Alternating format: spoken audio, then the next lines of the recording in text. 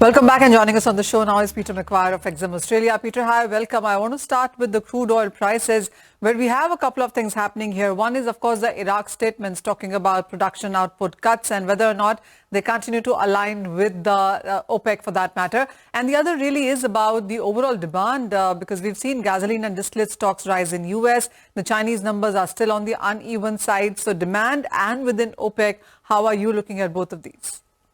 Well, good afternoon, Manisha. I think it's certainly hit the market and we've taken a little bit of a breather. I think also you're looking at, a wind back as far as price. You've got Brent sitting at 82, 83, WTI at 78 and change.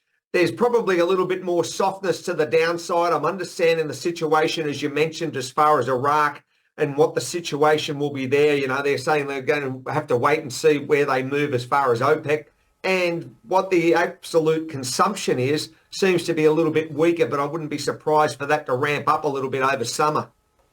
How are you also reading various reports, and as of now, clearly source-based, that OPEC from now on will not publish a monthly report? It would be OPEC and allies, the OPEC Plus, that is, who would come out with a monthly report.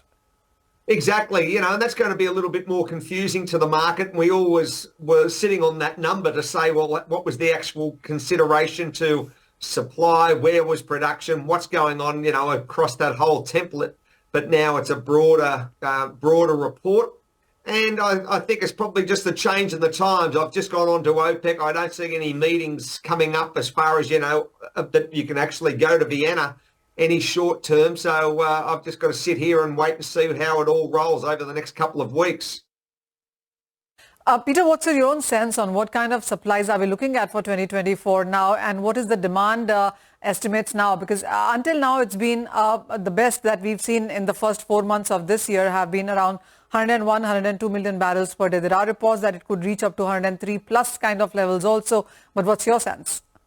Well, I wouldn't be surprised because quite simply, after COVID, everything seems to be ramping back up as far as consumption, Manisha. Strong numbers coming out as far as demand for China and across Asia and naturally in India. So I think that I won't be surprised, maybe a 102.5 to maybe close to 103 by the end of the year. If you're looking at the long-term horizons where over the next, say, 10 years, it's going to be just dramatic up to about 116, 118 million barrels a day. But yeah, in the short term, probably 103 is very achievable. If it doesn't knock it out in 24, it certainly will in 25. How are you looking at the prices from here on? Because we seem to be hitting that resistance at 85, 86 for some time now.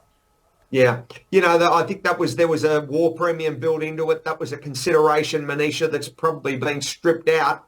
If something was to develop, as far as geopolitical, then you naturally ramp it back up and ramp it up quickly. So we're just sitting here, it's consolidating at these prices, but we all know one thing.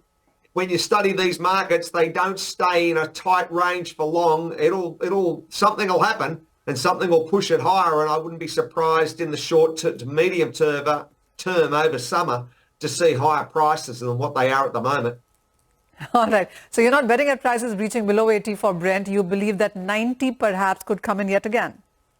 I think so. Well, look, it might touch 79, Manisha, for Brent. I'm not considering that it's going to be, 75. I think that would be really a washout. I just don't see that happening. And I think from the upside, if you're talking about if it was a geopolitical shock, then 90 is very achievable very quickly. But overall, I think from a demand side, they still want higher prices, and I won't be surprised to take a 90 out sometime over this summer period.